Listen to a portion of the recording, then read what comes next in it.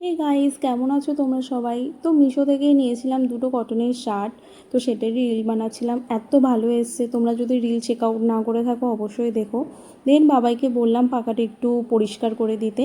লাঞ্চে ছিল আমার প্রিয় খাবার ডাল ভাত আলু মাখা ডিম সিদ্ধ। এরকম সিম্পল খাবার খেতে আমার ভীষণ ভালো লাগে। সন্ধেবেলা মা বানিয়ে দিয়েছিল বেলপান্না। বেলপান্না খেয়ে নেওয়ার পরে আমি আমার বেডসাইড টেবিলটাকে একটু পরিষ্কার করে নিচ্ছিলাম।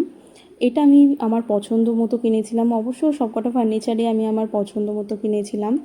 আর সবকটারই কালার কিন্তু হোয়াইট। তো দুদিন পর পরে একদমই ধুলোবালি জমে যায়, জানি না কোথা থেকে এত ধুলোবালি আসে, বাট দুদিন পর পরে এগুলোকে পরিষ্কার করতে হয়।